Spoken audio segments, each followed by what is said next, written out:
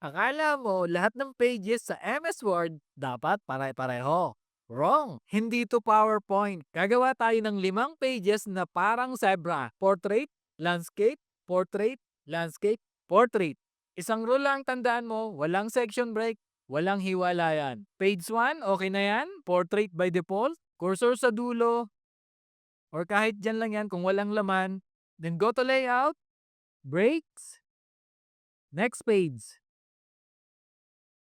Page 2, gawin nating landscape. Punta lang tayo sa orientation, then landscape. Ulitin mo lang yung ritual, cursor sa dulo, then breaks, next page. Tapos pili ka lang kung portrait o landscape.